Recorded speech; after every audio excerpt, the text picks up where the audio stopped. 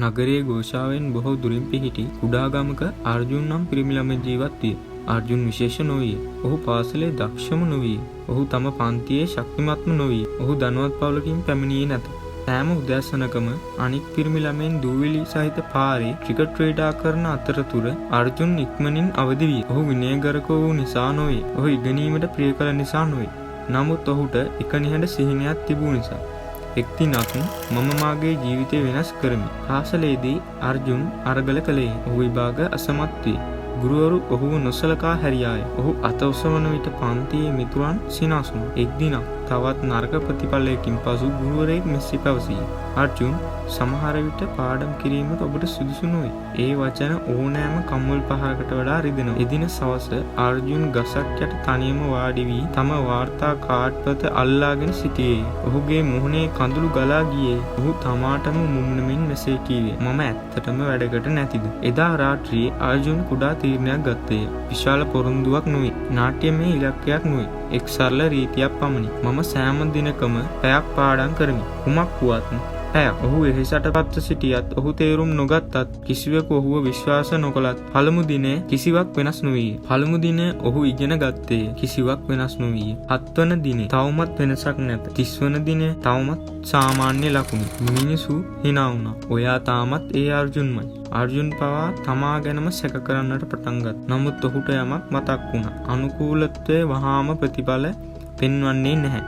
ඒ අවසාන ප්‍රතිඵලයක් පෙන්වයි. ඔහුගේ මිතුරන් උත්සව භුක්ති විඳිමින් සිටියහ. ඔහුගේ දුරකථනයේ වීඩියෝ සමග ඔහු පෙළඹෙව්වා. ඔහුගේ ශරීරයට විවේකයක් අවශ්‍ය විය. නමුත් අර්ජුන් ඔහුගේ මේසයේ වාඩි විය. පැයක් සෑම දිනකම නිදහසට කරුණු නැත. සමහර දිනවල ඔහු කිසිවක් තේරුනේ නැත. සමහර දිනවල ඔහුට ඉවත් වීමට සිදුවිය. නමුත් ඔහු කිසිවිටකත් දාමේ කැඩුවේ නැත. මන්දගාමී වී නොපිනෙන වර්ධනය.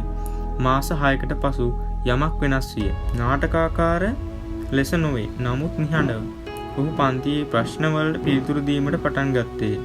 ඔහු අඩුවෙන් අසමත් විය. ඔහු සංකල්ප වේගයෙන් තේරුම් ගත්තේ. ගුරුවරුන් දුටුවේය. පන්තියේ මිතුරන් ව්‍යාකූල විය. බැරෑරුම් වූයේ කවදාද? නමුත් ඔහුට දෛනික ඇරඹීම නොපෙනුනි. ඇරවුම් ලක්ෂ්‍ය. අවුරුදු 2ක අඛණ්ඩතාවයෙන් පසු අර්ජුන් ඔහුගේ පන්තියේ ඉහළින්ම සිටියේ. වරක් ඔහුව සැක කළ එම ගුරුවරයාම මෙසේ පැවසීය. මම කවදාවත් ඔබෙන් මේ අපේක්ෂා කළේ නැහැ. අර්ජුන් සිනාසුනේය. මන්ද ඔහු තමාගෙන්ම අපේක්ෂා කළ බැවිනි. සැබෑ පාඩම වනුයේ වසර දහස් ගණනාවකට පසු අර්ජුන් වේදිකාවක සිටගෙන කතාවත් පවත්වමින් සිටියේ. ඔහු මෙසේ පැවසීය. දක්ෂතාවයට ගමනක් ආරම්භ කළ හැකිය. සමහර විට වාසනාවට උදව් කළ හැකිය. නමුත් අනුකූලතාවයේ පමණක් ගමන අවසන් කරයි. ඔහු දක්ෂ වූ නිසා ඔහු සාර්ථක වූයේ නැත. ඔහු සාර්ථක වූයේ ඔහු සෑම දිනකම පෙනී සිටි බැවිනි.